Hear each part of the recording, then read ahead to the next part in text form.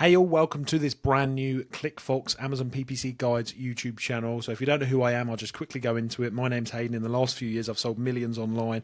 I've managed a lot of PPC spend for our clients and also for myself. Me and my business partner own an Amazon PPC agency called ClickFox. And what we do is we affordably manage people's PPC spend. No matter what size you are, we can manage it globally. So we've been running this for about a year and a half now, and we're getting some really good results for our clients. What we thought we would do is start this channel to help you get better results with PPC. And of course, if eventually you decide you want to outsource it, we can help you out. If not, you can watch the free guides forever and ever and just do it yourself. So anyway, let's dive into this video. I want to talk about how you can get less refunds and make more money by actually using less keywords. So when you first create your listing, when you first create your PPC campaigns as well, what you usually do, what most sellers do is go onto Helium 10, go onto Jungle Scout, they get a whole list of 40, 50, 60 keywords which they think are relevant for their listing, and then they put them into their listing, and then they start putting them into their PPC campaigns. So you may run the auto campaigns as well, do some discovery campaigns to go and find more keywords, but what you're generally doing is just putting a load of keywords into your campaigns and seeing what sticks. So you may end up with 4, 5 or 6 campaigns with 10 different keywords in each. Now, I want to make a little suggestion here from the data that we see from a lot of our clients, the data that I see in my own accounts, the data that I'm sure Natalie sees in her account as well.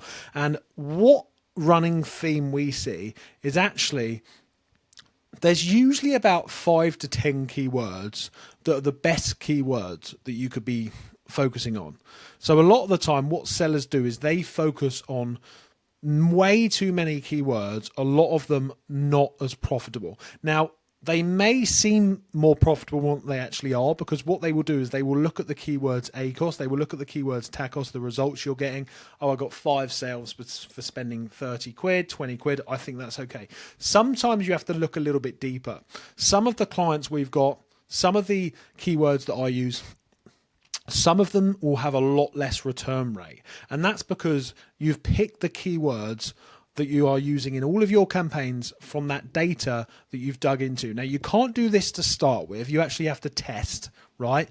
But you can use your, I don't want to say use your eyes, it sounds condescending, but you have to use your eyes in terms of your perception of what keyword is the most relevant. And I always talk about the super hyper relevancy, by the way. But let's say, for example, if you've got, a pack of scissors, for example, a pack of free scissors, and it was for kids, right? If you started targeting keywords that were packs of scissors, free pack of scissors, some people may buy that and they may not realize they're for kids.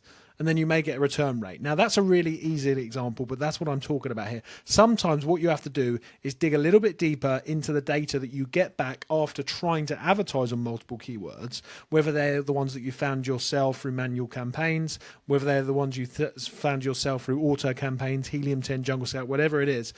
Them keywords, once you've got that data back, it's then your responsibility to check what keywords that you are getting the most refunds for. So the way you can do this is by checking all them types of campaigns that you're running. I would systematically run campaigns for maybe 15 to 20 days under certain keywords. Check the refunds.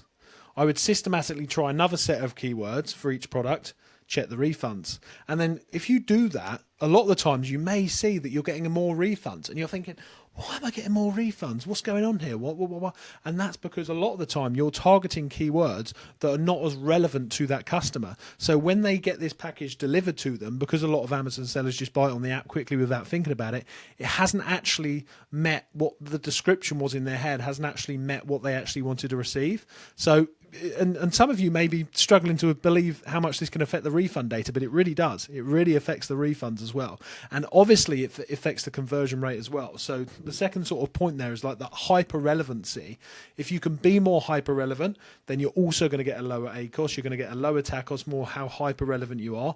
But also on top of that, it will really, really impact your refund rate. The more relevant you are, right down to the T, for example, with them scissors that I just spoke about, if you've got children's scissors and you're trying to sell them as just normal scissors, yes, you may get some sales, but it may affect your refund rate massively, and it will certainly affect your bottom line, your ACOS, your TACOS, and things like that. So top 2 tips here mainly are just to be hyper relevant, super relevant. Once again, use the scissors, the children's scissors, for example. Hyper relevancy there.